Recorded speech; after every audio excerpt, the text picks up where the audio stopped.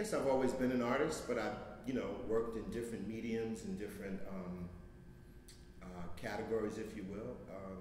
Art on canvas, painting initially, film, television. I've dabbled in music as well as a producer. But I guess it's all basically art to me. From a very young kid, I used to go to museums, so I was very familiar with artists, as well as being in the streets, doing my street thing, and to figure out there was a way I could bring it all together. And I guess that was the connection. Jean-Michel had a similar vibe. We both were fans of Warhol's work. The last subway train I painted was a homage to him, the subway car covered in Campbell soup cans. And from there, I was officially making moves on the art world as opposed to being, you know, a quote-unquote subway graffiti artist. The idea for Wild Style, which was an idea I had which led to the movie, was that these elements should be seen as one.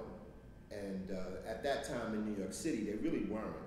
People that were doing graffiti weren't necessarily into rap. People rapping weren't necessarily trying to be breakdancers and vice versa. But I felt like these elements were all connected, and the idea of the film was to show that they were connected. So we created a story that linked everything together, and we used all the original graffiti artists, many original graffiti artists doing it at that time, rappers, DJs, breakdancers, all doing those things themselves, played themselves in the movie. So I was one of the few people actually acting in the film, but that was the basic premise and concept for what became the movie Wild Style.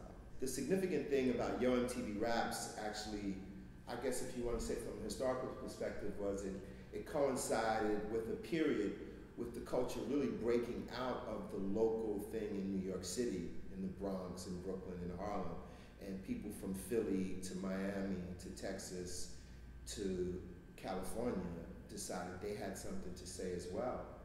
So they made music, and if we felt it was interesting enough, then you got to see them on your MTV Raps, and I got to ask them questions. I think it was apparent, the fact that the show happened and so much of this culture still thrives today is because there were many things that many people felt that they could take part in, or they could add something to it, or be a part of it.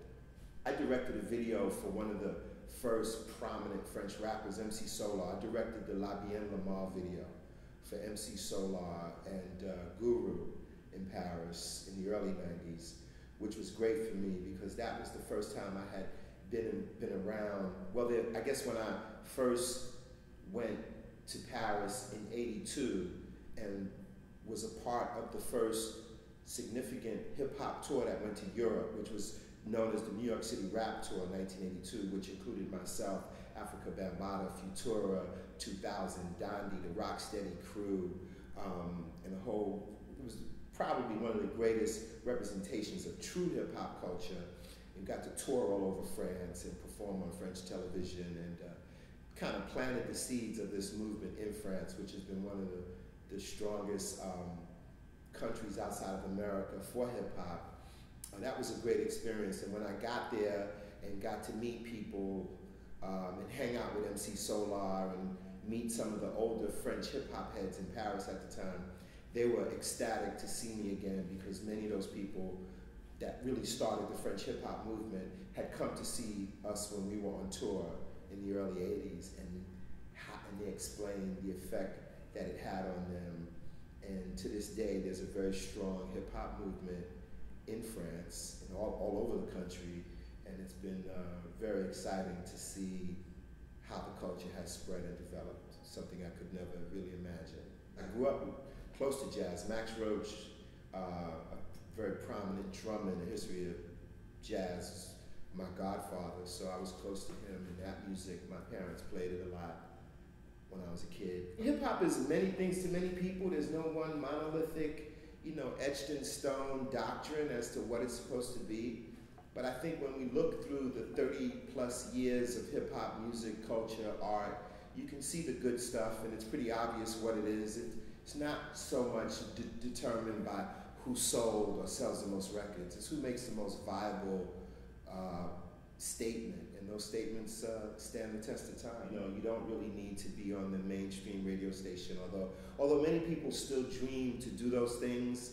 I think those people may not be aware of how radically the game has changed, or they're just stuck on the old mode of how it used to happen. But I've been involved in the internet since the early 90s, online aggressively, and I just think it's a great tool to connect, to disseminate information, content, culture, everything. I'm here right now with you on LA Stereo TV.